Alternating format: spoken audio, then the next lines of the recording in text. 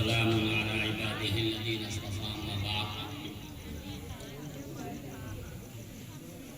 قال النبي صلى الله عليه وسلم خيركم من تعلم القرآن وعلمه كما قال النبي صلى الله عليه وسلم.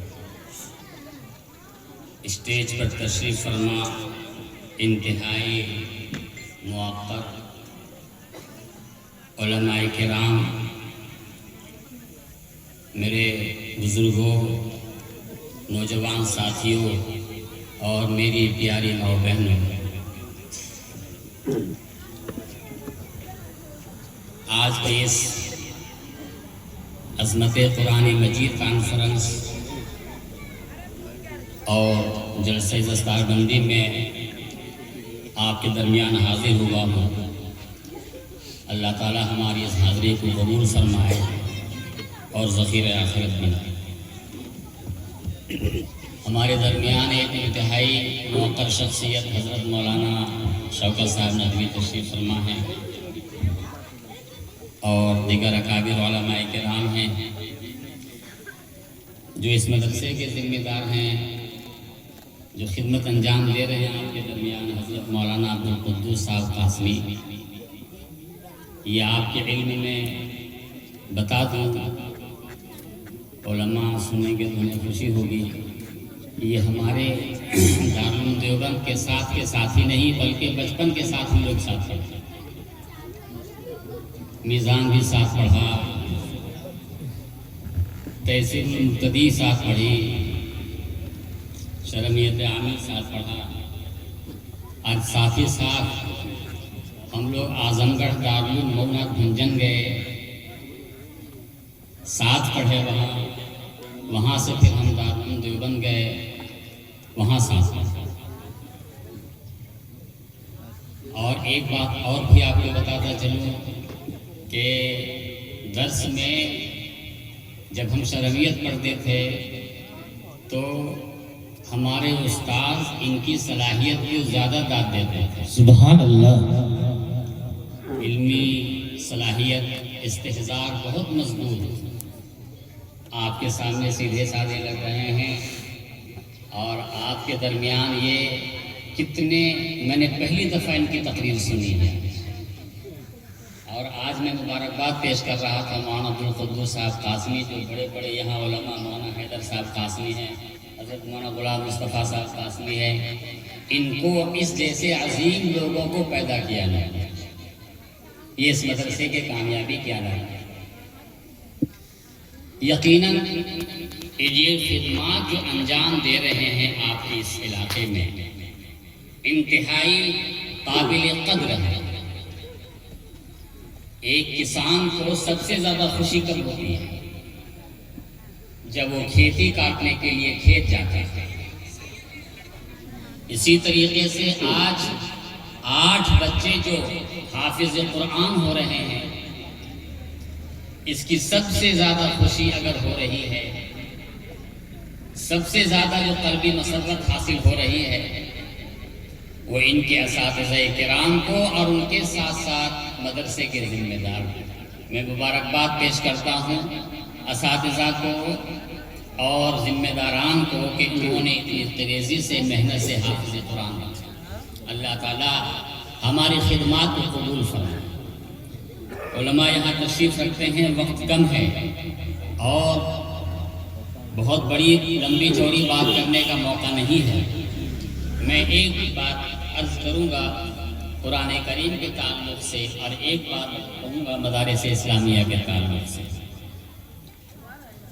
یہاں مسلمان بیٹھے ہوئے ہیں، کیا مدرسوں کی اس ملک میں یہی حالت تھی؟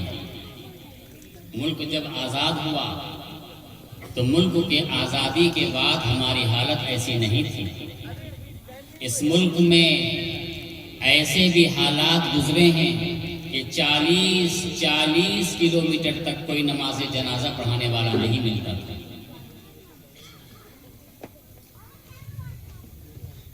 آپ قربان جائیے ان مدرسوں سے. آج یہ مدرسہ اگر نہ ہوتا تو ہم یہاں جمع نہ ہوتے. یہ مدرسے دین کے قلعہ ہیں، اور یہ قرآن کریم کے جو بچے جو حافظ ہوئے ہیں وہ کتاب اللہ کے حفاظت کے سپاہی ہیں۔ اِنَّا نَحْنُ نَزَّلْنَا الذِّكْرَ وَإِنَّا لَهُ لَحَافِظُونَ۔ قرآن کریم اللہ تعالیٰ نے حفاظت کی ذمہ داری لی، لیکن حفاظ قرآن کو اپنے ساتھ ملایا۔ ذات باری تعالیٰ نے حافظ قرآن کو اپنے ساتھ ملایا۔ جس طرح سے اللہ تعالیٰ قرآن کی حفاظت کر رہا ہے، اس حفاظت میں یہ حفاظ قرآن بھی ہے۔ اس لحاظ سے انتہائی مبارک ترین ہستیاں ہیں جو قرآن کریم کے حافظ ہوا کرتے ہیں۔ میرے بھائی، ان مدرسوں سے جو حفاظ نکل رہے ہیں، اگر ان کی فضیلت آپ سنیں گے، ہمارے جو حفاظ ہیں یہاں جو حافظ ہوئے ہیں ان کے والدین یہاں ہوں گے، میں ان کے سامنے اس روایت کو پڑھوں گا جس میں جناب رسول اللہ صلی اللہ علیہ وسلم ارشاد فرماتے ہیں کہ جس نے قرآن کریم پڑھا اور اس پر عمل کیا، البس والداہ تاجا یوم القیامت ضوءہ احسن من ضوء الشمس۔ اس کے والدین کو قیامت کے دن ایک ایسا تاج پہنایا جائے گا جس کی روشنی سورج کی روشنی سے بھی زیادہ ہوگی۔ آج اس مادی دور میں کانوینٹ کا زمانہ ہے، انگلش میڈیم اسکول کا زمانہ ہے، بڑے بڑے معیاری اسکول چل رہے ہیں ہمارے شہر میں۔ اس کی اہمیت کا اندازہ آج نہیں ہو سکے گا۔ وہ ذمہ داران یہاں بیٹھے ہوئے ہیں جو اپنے بچوں کو چھوٹی عمر میں 5 سال کی عمر میں انگلش میڈیم اسکول میں بھیجتے ہیں، اور انگلش میڈیم اسکول میں بھیجتے ہیں اور ان کے قرآن کریم کی تعلیم کا کوئی انتظام نہیں کرتے ہیں۔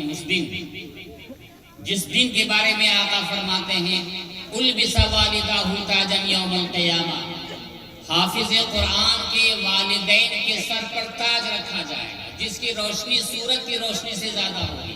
اس دن کفے افسوس ملیں گے، افسوس کریں گے کہ کون سی سعادت انہیں حاصل ہو رہی، کس بنیاد پہ حاصل ہو رہی ہے۔ فرشتے جواب دیں گے کہ مادی دور میں جب اسکولوں کی بہتات تھی، ان کے والدین نے اپنے بچوں کو اسکول نہ بھیج کر کے مدرسہ بھیجا اور حافظ قرآن بنایا۔ لہٰذا میں گزارش کروں گا جنہوں نے اپنے بچوں کو حافظ قرآن بنایا ہے وہ اپنے بچوں کو نگرانی کرتے رہیں تاکہ قرآن کریم ان کا یاد رہے، اور جن والدین نے اپنے بچوں کو مدرسہ نہیں بھیجا ہے اس روایت کو سن کر کے اپنے بچوں کو حافظ قرآن بنانے کا ارادہ کریں۔ انشاءاللہ ارادہ کرتے ہیں۔ ایک جگہ آقا فرماتے ہیں اقرا ورتقی، اقرا ورتقی ورتل کما کنت ترتل فی الدنیا۔ علماء یہاں بیٹھے ہوئے ہیں، اس روایت سے ترتیل کے ساتھ، اس روایت سے تجوید کے ساتھ، اس روایت سے تحسین صوت کے ساتھ، اس روایت سے لحون عرب کے ساتھ قرآن کریم کے پڑھنے کا وجوب ثابت ہوا۔ علماء یہاں بیٹھے ہوئے آج کل دیکھیے اپنے بچوں کو ہم انگلش میڈیم اسکول بھیجتے ہیں، ہمارا انگریزی بچہ ایسے ہی بولے جیسے ایک امریکن انگریزی بولتا ہے، ہمارا بچہ انگریزی ایسے ہی بولے جیسے انگلینڈ کا بچہ انگریزی بولتا ہے۔ اس کی اسپیکنگ انگریزی اچھی ہے، یہ انگلینڈ انداز سے بولتا ہے، یہ امریکن انداز سے انگریزی بولتا ہے۔ آج وہی بچے انگریزی اسپیکنگ میں کامیاب ہیں جو انگلش میں بولنے میں امریکہ کی تقلید کرتے ہیں۔ جو امریکی لب و لہجے میں انگریزی بولتے ہیں وہی بچے کامیاب ہیں۔ دنیا کی زبان میں اگر امریکہ کے لب و لہجہ اگر معتبر ہے تو قرآن کریم کو عربوں کے لہجے میں کیوں نہیں پڑھا جائے؟ اسی وجہ سے جناب رسول اللہ صلی اللہ علیہ وسلم ارشاد فرماتے ہیں اقرأوا القرآن بلحون العرب واصواتها وإياكم ولحون اہل العشق اہل الکتابین۔ دیکھو قرآن کریم کو عربوں کے لہجے میں پڑھو، قرآن کریم کو عربوں کی آواز میں پڑھو، قرآن کریم کو عربوں کے انداز میں پڑھو، اور دیکھو جو مشرق کے لوگ ہیں، جو اہل عرب نہیں ہیں، جو عجم ہے، جن کی زبان عربی نہیں ہے، ان کے انداز سے قرآن کریم پڑھنے سے بچو۔ آپ مدرسے میں کیوں بھیجتے ہیں اپنے بچوں کو؟ اچھے مدرسوں کا کیوں انتخاب کرتے ہیں؟ اس روایت پر عمل کرنے کے لیے، تاکہ اپنے بچوں کو صحیح قرآن کریم پڑھائیں۔ اس وجہ سے میں اپنے ان بزرگوں سے اور اپنے ماؤں بہنوں سے کہوں گا کہ اپنے بچوں کو حافظ قرآن بنائیے۔ بہت فائدے کا سودا ہے، قیامت کے دن آپ کو اندازہ ہوگا کہ کتنا عظیم سودا ہے۔ جس روایت کو میں نے پڑھا، جس میں آقا فرماتے ہیں ایک حافظ قرآن کو بلائے گا اللہ تعالیٰ اور کہے گا اقرا، قرآن کریم پڑھو، اور قرآن کریم پڑھنے کے ساتھ ساتھ جنت کے دروازے میں چڑھتے جاؤ۔ فَإِنَّ مَنزِلَكَ عِنْدَ آخِرِ آیَةٍ تَقْرَؤُهَا أَوْ كَمَا قَالَ النَّبِيُّ صلی اللہ علیہ وسلم۔ قرآن کریم پڑھتے جاؤ، جنت کے دروازے پہ چڑھتے جاؤ، تمہارا آخری مقام وہاں ہوگا جہاں قرآن کریم کی تلاوت کرنا بند کرو گے۔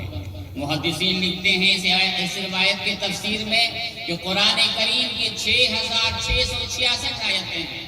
حافظ قرآن ایسے ہی قرآن کریم پڑھتا جائے گا اور وہ اسی طرح سے درجے اس کے بلند ہوتے جائیں گے میرے بھائی۔ اس وجہ سے حفاظ قرآن کی بڑی فضیلت ہے۔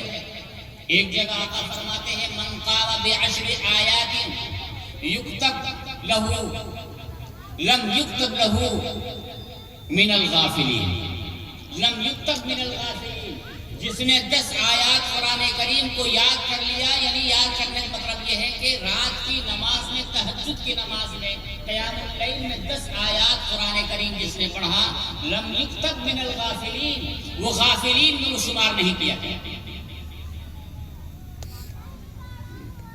غافلین کی اصطلاح اہل تصوف میں وہ لوگ ہیں جو رات کو قیام اللیل نہیں پڑھتے، فرض کی نماز پڑھتے ہیں، تہجد نہیں پڑھتے، فرض کی نماز پڑھتے ہیں، نوافل نہیں پڑھتے، فرض کی نماز پڑھتے ہیں، رات کو قرآن کریم کی تلاوت نہیں کرتے، وہ غافلین ہیں۔ جو فرض کی نماز چھوڑتے ہیں وہ تو تارکین فرض ہیں۔ غافلین وہ ہیں جو فرض کی نماز بھی پڑھتے ہیں لیکن قرآن کریم کی رات کو تلاوت نہیں کرتے ہیں۔ آقا فرماتے ہیں من قام بعشر آیات لم یکتب من الغافلین، وہ غافلین میں اس کا شمار نہیں ہوگا۔ ومن قام بمئۃ آیات یکتب من القانتین، شب بیدار میں اس کا شمار ہوگا۔ ومن قام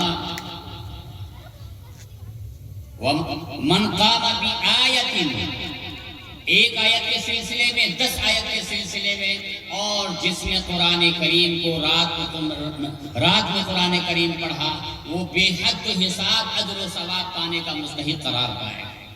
میرے بھائی، میں آپ سے یہ عرض کرنا چاہتا ہوں کہ اپنے بچوں کو قرآن کریم بھی پڑھائیں اور حافظ قرآن بنائیں۔ میرے یہاں بہت سارے مسلمان بھائی بیٹھے ہوئے ہیں، میں ایک بات عرض کروں آپ سے، آپ مجھے بتائیے کہ ہمارے اس شہر میں بڑے بڑے اسپتال ہیں، قرآن کریم پڑھنے کے سلسلے میں آقا کیا فرماتے ہیں؟ ایک تو پڑھانے کی بات ہے، آج ہمارے گھر قرآن کریم کی تلاوت سے خالی ہے۔ آج سب دنیا کے فکر ہے، اگر دنیا ہے تو سکون نہیں ہے۔ ایک روایت میں پڑھوں گا جس میں آقا فرماتے ہیں کہ ایک مسلمان کا گھر کیسا ہونا چاہیے اور ایک مسلمان کے گھر کی کیا پہچان ہونی چاہیے۔ آقا فرماتے ہیں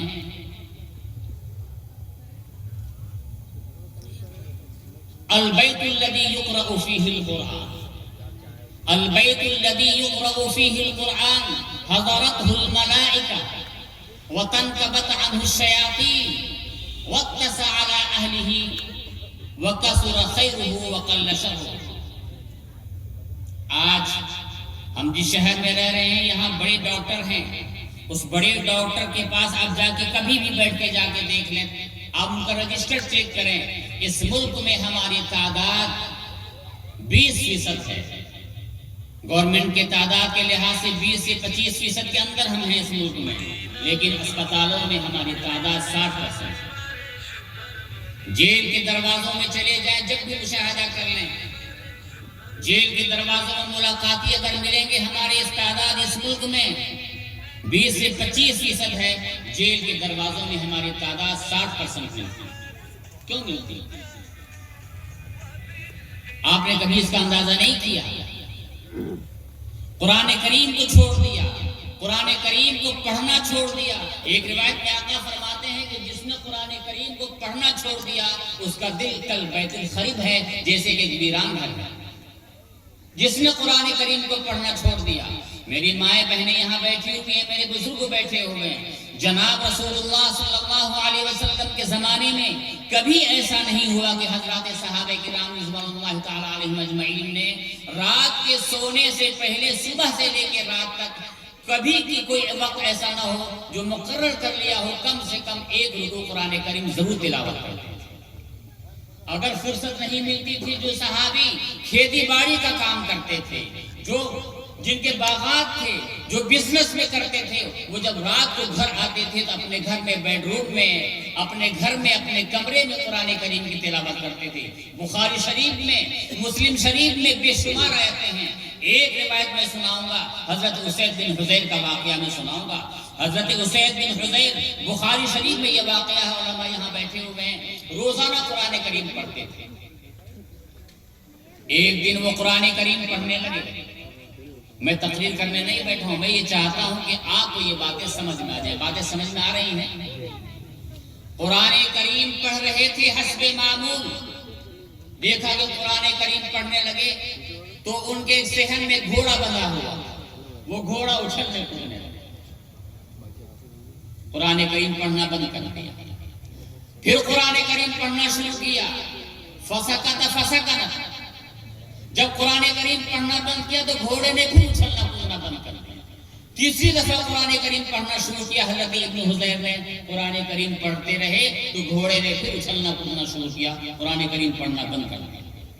یہ واقعہ بخاری شریف میں، مسلمان غور سے سنیں، ہماری مائیں بہنیں بھی سنیں کہ جب قرآن کریم پڑھنا بند کیا، حضرت ابن حذیر نے اپنی آنکھیں، ان کی نگاہیں آسمان کی طرف ہوئی تو دیکھا کہ زمین سے آسمان تک روشنی ہی روشنی ہے۔ ابتداء اسلام تھا، نیا اسلام ابھی آ رہا تھا، کوئی بھی واقعہ ہوتا مکہ مکرمہ میں یا مدینہ منورہ میں، حضرات صحابہ کرام صبح مسجد نبوی میں جناب رسول اللہ صلی اللہ علیہ وسلم کی خدمت میں حاضر ہو کر واقعہ بیان کیا۔ چنانچہ حضرت ابن حذیر گئے اور مسجد نبوی میں پورا واقعہ سنایا۔ اے اللہ کے رسول صلی اللہ علیہ وسلم، ہمارے ساتھ رات یہ واقعہ ہوا، میں نے قرآن کریم پڑھنا شروع کیا تو گھوڑے نے چلنا کودنا شروع کیا، جب پڑھنا بند کیا تو گھوڑا ساکن ہو گیا، ٹھہر گیا۔ آقا فرماتے ہیں، میں سنانا چاہتا ہوں، آقا فرماتے ہیں اے ابن حذیر، اے اسید بن حذیر، قرآن کریم کو پڑھنا مت بند کرو، قرآن کریم پڑھتے رہا کرو۔ تمہیں معلوم ہے کہ وہ روشنیاں کیا تھی؟ تمہارا قرآن کریم اللہ کے رحمت کے فرشتے سننے کے لیے آئے تھے۔ آگے آقا فرماتے ہیں اگر تم قرآن کریم پڑھتے رہتے صبح تک، لَأَصْبَحْتَ يَنْظُرُ النَّاسُ إِلَيْهَا لَا تَتَوَارَى، اگر تم قرآن کریم پڑھتے رہتے صبح تک تو پورے مدینے کے لوگ اپنی آنکھوں سے ان فرشتوں کی زیارت کرتے۔ یاد رکھنا چاہیے ہم اسی پیغمبر کے امتی ہیں۔ محدثین یہ لکھتے ہیں کہ وہ روایت اس امتی کے لیے بھی ہے۔ آج بھی کوئی مسلمان اگر قرآن کریم رات کو پڑھتا ہے اور پڑھتا رہے گا تو آج بھی اللہ کی رحمت کے فرشتوں کا نزول اس گھر میں ہوتا ہے۔ چنانچہ ایک روایت میں آقا فرماتے ہیں کہ وہ گھر جس گھر میں قرآن کریم کی تلاوت ہوتی ہے اس میں آپ فرماتے ہیں حضرت الملائکہ، اللہ کی رحمت کے فرشتے حاضر ہوتے ہیں۔ علماء بیٹھے ہوئے ہیں، ملک کہتے ہیں ایک فرشتے کو اور ملائکہ کہتے ہیں متعدد اور چند فرشتوں کو۔ آپ مجھے بتلا دیجئے اس چندرپورہ میں کسی ایک مسلمان کے گھر میں اگر کسی کو یہ معلوم ہو جائے کہ فلاں مسلمان کے مکان میں، فلاں حاجی صاحب کے مکان میں، فلاں عالم صاحب کے مکان میں یا فلاں کسان کے مکان میں، مسلمان کے مکان میں ایک اللہ کی رحمت کا فرشتہ رات کے تہائی حصے میں، درمیانی حصے میں، شروع حصے میں یا دن میں کسی وقت بھی ایک اللہ کی رحمت کا فرشتہ آتا جاتا ہے، مجھے بتاؤ کہ اس ضلع کے پورے تمام کے تمام مسلمان اس گھر کو دیکھنا اپنی سعادت سمجھیں گے کہ نہیں سمجھیں گے؟ نہیں، صرف چندرپورہ کے لوگ نہیں، بوکارو کے لوگ نہیں، ہندوستان کے نہیں، پوری دنیا روئے زمین میں سے ہر مسلمان یہ چاہے گا اپنی آنکھوں سے اس مکان کی زیارت کروں جس میں ایک اللہ کی رحمت کا فرشتہ جس کو میں دیکھ سکوں؟ ایسا ہو سکتا ہے کہ نہیں ہو سکتا؟ ایسا ہوگا۔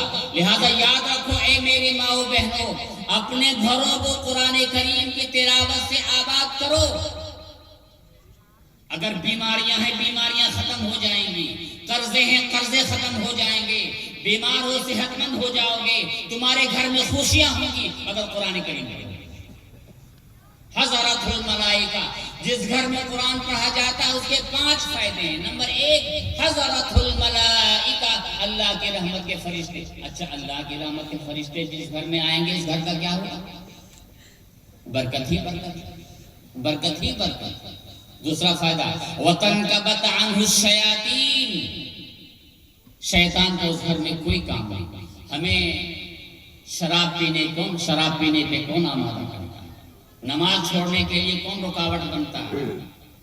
جوا کھیلنے کے لیے کون ہمیں ابھارتا ہے؟ اپنے عورتوں پر ظلم کرنے کے لیے کون ابھارتا ہے؟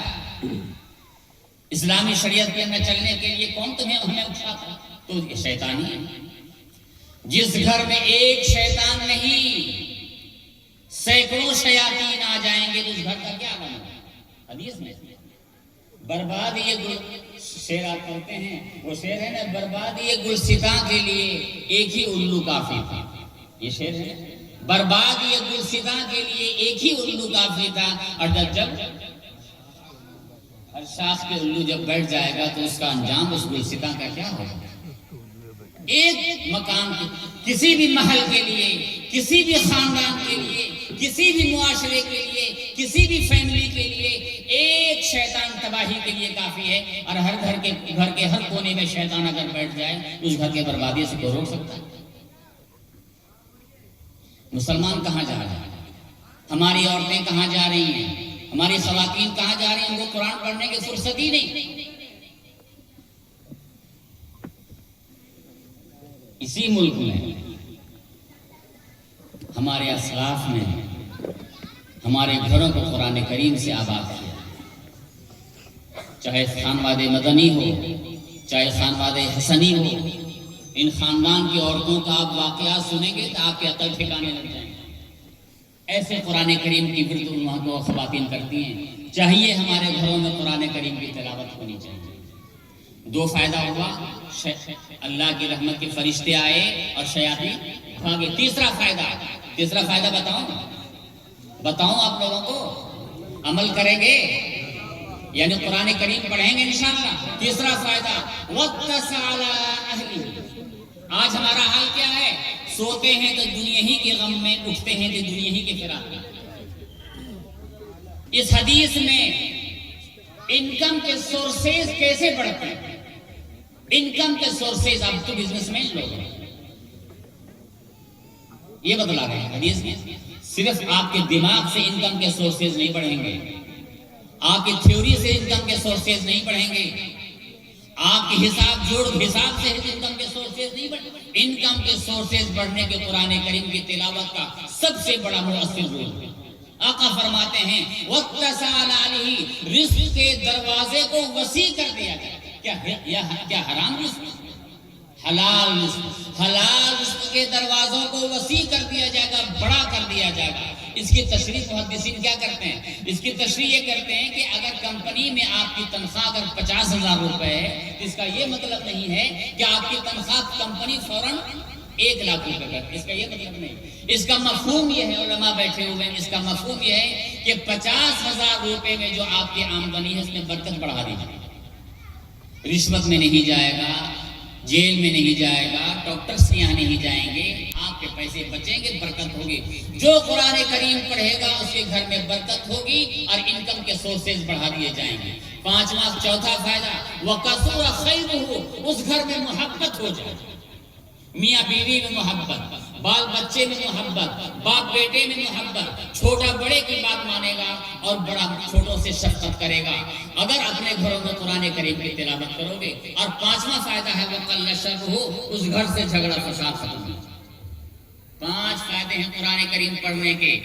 اگر ایک مسلمان نے اس تقریر سننے کے بعد، ہماری بات سننے کے بعد، اس جلسے میں اگر ایک مسلمان نے، ایک بزرگ نے ایک نوجوان نے، ایک میری ماں نے، ایک میری بہن نے اس روایت پر عمل کر کے اپنے گھر میں قرآن کریم کی تلاوت شروع کر دیا، جلسہ انتہائی کامیاب، ہمارا آنا کامیاب، ہمارا بیٹھنا کامیاب۔ اللہ تعالی ہمیں اس کی توفیق عطا کرے۔ یاد رکھیے، کہیں بھی حدیث میں یہ نہیں کہا گیا ہے کہ ایک پارہ پڑھو، کہیں نہیں کہا گیا ہے کہ 2 پارہ پڑھو۔ اب چند آیات کی تلاوت کیجئے، سورہ اخلاص پڑھیے، سورہ فاتحہ پڑھیے، جو آیتیں آپ کو یاد ہیں وہ پڑھیے۔ اور جس گھر میں قرآن کریم نہیں پڑھا جاتا اس کے 5 نقصان ہیں، اس کو بھی میں گنا دینا چاہتا ہوں۔ البیت والبیت الذی لم یقرأ فیہ القرآن، اور جس گھر میں قرآن کریم نہیں پڑھا جاتا ہے وہاں کی عورتوں کو پڑھنے کی فرصت نہیں، بیٹھے غیبت کرتی ہیں، باتیں کرتی ہیں، قرآن نہیں پڑھتے۔ ہمارے بڑے قرآن نہیں پڑھتے، اب سمجھتے ہیں کہ دنیا میں ہم کامیاب ہیں۔ آپ کو یقیناً آپ کے پاس آمدنی ہو رہی ہوگی لیکن دن کا سکون نہیں ہو سکتا۔ آج بڑے بڑے پیسے والے لوگ نیند کی گولی کھا کر کے سوتے ہیں، کہتے ہیں خیر الغنا، علماء بیٹھے ہوئے ہیں، خیر الغنا غنى القلب، حدیث کا یعنی خیر الغنا غنى القلب، بہترین مالداری کون؟ دل کی مالداری۔ جو دل کا مالدار نہیں وہ کیسی مالداری ہے؟ جس گھر میں قرآن کریم نہیں پڑھا جائے گا اس کے 5 نقصان ہیں۔ نمبر 1 حضرت الشیاطین، شیطان کا جم گھٹا ہو جائے گا، شیاطین کا جم گھٹا۔ وَتَنْقَبَتْ عَنْهُ الْمَلَائِكَةُ، اللہ کی رحمت کے فرشتے اس گھر میں نہیں آئیں گے۔ وَضَاقَ عَلَىٰ أَهْلِهِ، رزق کا دروازہ اس گھر میں تنگ کر دیا گیا۔ حدیث کے الفاظ ہیں، میں تو اپنی تقریر میں اپنے الفاظ سے اس میں ترجمہ کر رہا ہوں، علماء سب بیٹھے ہوئے ہیں۔ وَضَاقَ عَلَىٰ أَهْلِ، رزق کا دروازہ تنگ کر دیا جائے گا۔ رزق کے دروازہ تنگ کرنے کا مفہوم محدثین یہ لکھتے ہیں کہ برکت اٹھا لی جائے گی۔ 1 لاکھ روپے کماتے ہو لیکن کہاں؟ ڈاکٹرز کے یہاں، رشوت میں، کیس میں، عدالت میں، وکیلوں کے یہاں پیسے جا کر کے ختم ہو رہے ہیں، لاکھوں لاکھ روپے کی آمدنی ہو رہی ہے، اس پیسے میں برکت نہیں ہوتی۔ یہ اس کا مفہوم ہے۔ لہٰذا اگر اپنے گھر میں برکت چاہتے ہو، اپنے گھر میں خوشی چاہتے ہو، اپنے گھر میں اپنے بچوں کی صحیح تربیت چاہتے ہو اور اپنے گھر میں صحیح طور پر گہوارے امن چاہتے ہو تو اپنے گھر میں قرآن کریم کی تلاوت کرو۔ بتاؤ کرو گے انشاءاللہ؟ اس کے ساتھ ساتھ میں ایک بات عرض کروں، یہ قرآن کریم جو یہ کانفرنس جو ہو رہی ہے، سب سے پہلا مدرسہ اس کا کون سا مدرسہ ہے؟ سب سے پہلے غار حرا۔ غار حرا میں جناب رسول اللہ صلی اللہ علیہ وسلم کو سورہ علق کی 5 ابتدائی آیات حضرت جبرائیل علیہ السلام نے پڑھائی۔ پہلے معلم، بعض روایتوں میں قرآنی جبرائیل علیہ السلام، آقا فرماتے ہیں مجھ کو جبرائیل نے پڑھایا علیہ السلام۔ سب سے پہلے استاذ قرآن کریم دنیا میں ایک ایسی چیز ہے ہمارے پاس جس کا سلسلہ جا کے سیدھا اللہ سے ملتا ہے۔ اس کی مثال میں بتلاتا ہوں۔ ابھی حافظ صاحب جو حفاظ بنے ہیں، ان کے استاذ یہاں بیٹھے کوئی جو بھی بیٹھے ہوں، اس استاذ نے اپنے استاذ سے، انہوں نے اپنے استاذ سے پڑھا، انہوں نے اپنے استاذ سے پڑھا، سلسلہ دیکھیا، انہوں نے اپنے استاذ سے پڑھا، سلسلہ جاتے جاتے انہوں نے کسی تابعی استاذ سے پڑھا، انہوں نے تابعی استاذ سے پڑھا، تابعی استاذ سے پڑھا، صحابی سے، اور صحابی نے جناب رسول اللہ صلی اللہ علیہ وسلم سے پڑھا۔ ہماری ایک کتاب آئی ہے تعلیم قرآن احد و احد، اس میں ہم نے سندوں کو جمع کیا کہ آج اب تو قرآن کریم میں سندوں کو لکھنے کا رواج نہیں ہے، حدیث کی سندیں بیان کی جاتی ہیں، اس میں جتنی بھی سندیں ہیں اس قرآن میں، اس کتاب میں میں نے اس میں درج کیا ہے۔ اتنی مضبوط سند ہے قرآن کریم کی کہ دنیا میں ایسے مضبوط سند کسی اور کتاب کی نہیں۔ تو میں یہ عرض کر رہا تھا، صحابی رسول نے پڑھا جناب رسول اللہ صلی اللہ علیہ وسلم سے، اور جناب رسول اللہ صلی اللہ علیہ وسلم نے حضرت جبرائیل سے پڑھا، اور حضرت جبرائیل نے اللہ سے، اللہ نے پڑھایا حضرت جبرائیل علیہ السلام۔ کتنا مضبوط سلسلہ۔ لہٰذا قرآن کریم ہمارے درمیان خیر و برکت کا ذریعہ۔ میں یہ عرض کر رہا تھا کہ سب سے پہلا مدرسہ غار حرا ہے، 5 آیت ہے۔ اس آیت کو سن کر کے آقا حضرت خدیجہ کے پاس تشریف لائے، گھبرا گئے۔ پہلی وحی جس میں آتا ہے پڑھو پھر سینہ بھیجا تیسری مرتبہ اور پڑھایا پڑھو اقرا، 5 آیتیں پڑھائیں۔ پہلا مدرسہ مورخین لکھتے ہیں کہ غار حرا ہے، اور دوسرا مدرسہ حضرت خدیجہ رضی اللہ تعالیٰ عنہ کا ہے۔ دوسرا مدرسہ جب تشریف لاتے ہیں گھر، آقا فرماتے ہیں مجھے گھبراہٹ ہو رہی ہے، کہیں میں تباہ نہ ہو جاؤں، کہیں میں ضائع نہ ہو جاؤں، مجھے خطرہ ہے، مجھے ڈر لگ رہا ہے۔ تو حضرت خدیجہ نے تاریخی جملے ارشاد کیے، کلا واللہ کلا واللہ لا یخزیک اللہ ابدا انک لتصل الرحم وتصدق الحدیث وتحمل الکل وتقری الضیف وتعین علی نوائب الحق۔ میں اس میں بھی بولنا چاہتا ہوں، معاشرہ ہے ہمارا، سماج ہے، جو انسان ان 5 باتوں پر عمل کرے گا وہ کبھی بھی معاشرے میں رسوا نہیں ہوگا۔ 5 باتوں میں جو یہ کام کرے گا، انک لتصل الرحم، نہیں آپ کبھی، اللہ آپ کو کبھی رسوا نہیں کرے گا۔ حضرت خدیجہ فرما رہی ہیں آقا سے آپ کبھی آپ کو اللہ رسوا نہیں کرے۔ انک لتصل الرحم، آپ بہترین صلہ رحمی کرتے ہیں۔ صلہ رحمی کیا چیز ہے؟ الاقرب فالاقرب، سب سے قریب ترین رشتہ سوئے زمین میں اگر ہے تو ماں باپ۔ ابھی ماں پر شعر ہمارے شاعر صاحب پڑھ رہے تھے، ماں کا حق۔ اللہ اکبر، آج ہمارا ماں کے ساتھ کیا معاملہ ہے، والدین کے ساتھ کیا معاملہ ہے۔ ایک صحابی نے عرض کیا کہ ہمارے ابا بوڑھے ہو گئے، ہم بھی ان کو گود میں اٹھا کر کے بول و براز کرتے ہیں، ہم ان کو گود میں رکھتے ہیں، ہم انہیں گود میں لقمہ بنا کے کھانا کھلاتے ہیں، ان کے کپڑے صاف کرتے ہیں، ہر طرح کی ہم خدمت کرتے ہیں۔ کیا ہے اللہ کے رسول صلی اللہ علیہ وسلم، انہوں نے جو میرے ساتھ بچپن میں خدمت کی ہے، جو انہوں نے گود میں اٹھایا ہے، جو انہوں نے میرے کپڑے صاف کیے ہیں، جو انہوں نے میری راتوں کو جاگا ہے، یہ خدمت ہماری خدمت ان کے برابر ہو سکتی ہے؟ آقا نے فرمایا نہیں، برابر نہیں ہو سکتی۔ جب تمہارا باپ تمہاری خدمت کر رہا تھا تو کہتا تھا تمہارا باپ کہ یہ بچہ جب بڑا ہو جائے، میرا بیٹا تو دنیا کا امام بنے، کامیاب ہو، ڈاکٹر بنے، انجینئر بنے، تمہاری زندگی